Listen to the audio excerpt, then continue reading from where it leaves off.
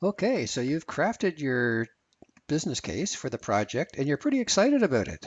Now the challenge is, will the CFO be as excited about it as you are? So this project appraisal tool gives you a chance to play CFO and see whether or not the way in which they assign weights to the various decision-making criteria that they are going to be using and how they score your business case against those criteria, how that works out. So let's take a look at it.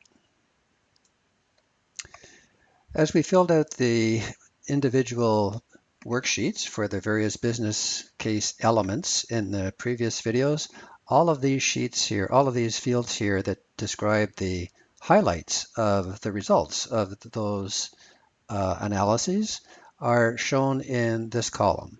The good news is that they've also been automatically put into something called the Project Appraisal tool, and we're going to now take a look at that through the eyes of a CFO.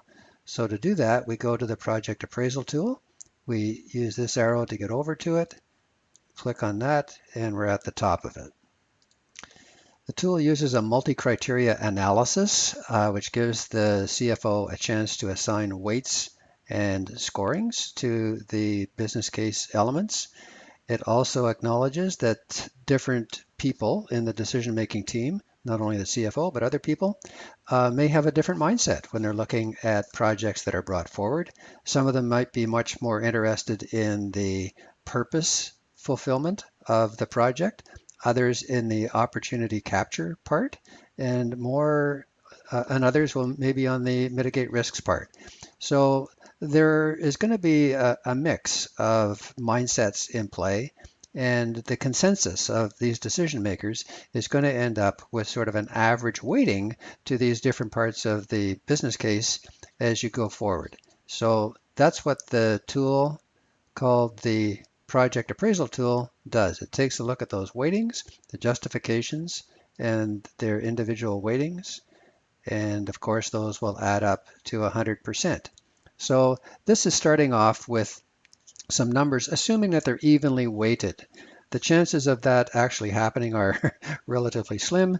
So let's assume that they need to be adjusted to reflect the expected decision-making weighting of the decision makers, especially the finance folks. So maybe the capture opportunities part is going to be much more important to them than the other two. So let's change that to 60%. So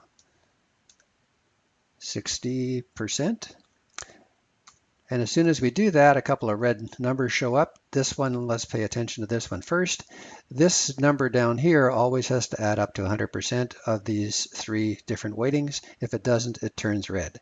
So we need to adjust the other two accordingly. Let's suppose that do the right thing is a 10% weighting, and the one at the bottom is a 30%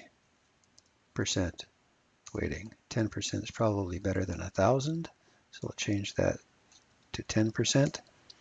And that adds up to 100% now. So now we've got this balanced, and this may be the way in which the decision is going to be made. The weighting of this is still going to be traditionally important. So that's what we're trying to acknowledge. We need to rebalance these numbers over here so that the overall weight of these elements adds up to the total that's over beside the overall category. Let's do that. So now we balance not only the first column, but we've also made sure that the individual components of the do the right thing add up to 10%. You'll notice that some of these are quite low, but maybe that's life in the jungle of the company. In this particular area, 60%, again, all of these add up to 60%, and these add up to 30%, which is over here. So there's a balancing act here.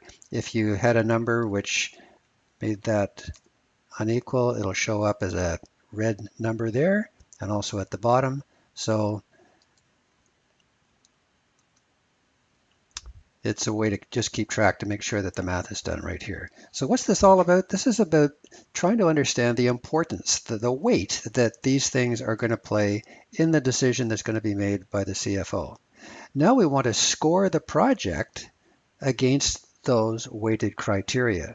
And what you have here are the summaries. The same summaries that were populated into the overview and summary worksheet are also automatically populated by the workbook into these fields in the project appraisal tool. And now the CFO can take a look at those and see how they feel those things have satisfied the weighted criteria. And they start to score them. And they score them on a score of 0 to 5.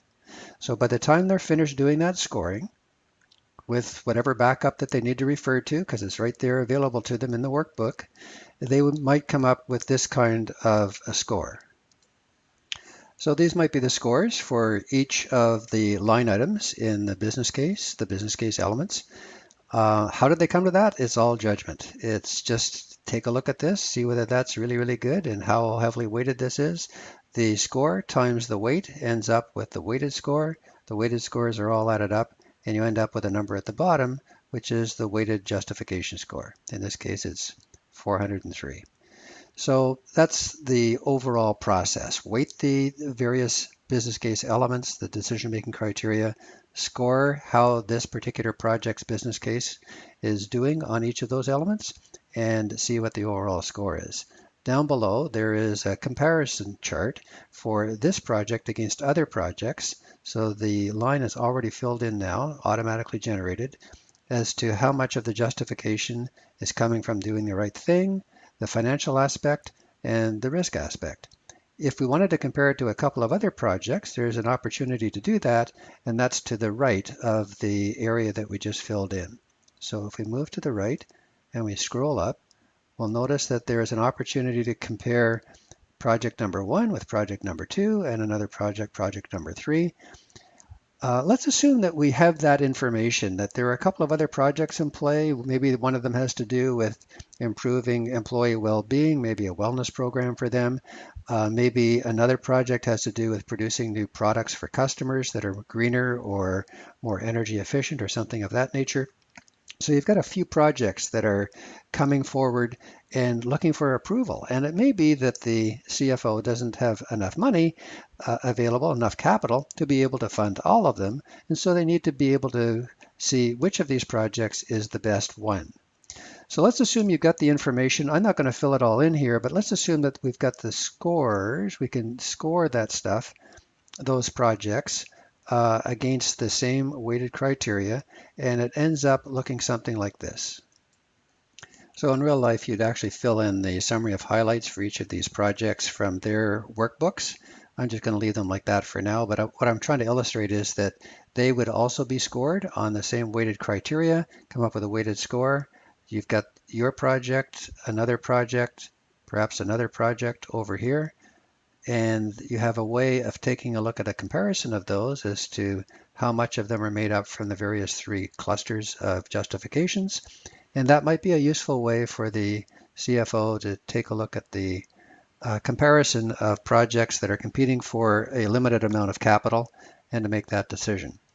Whether or not they actually follow the way in which this goes is, that's problematic, but this is a kind of thinking that might help structure a fairly different kind of decision that we're asking them to make and make them feel that they are doing it in a rigorous, structured decision-making approach that legitimizes paying attention to things that maybe before they didn't pay as much attention to.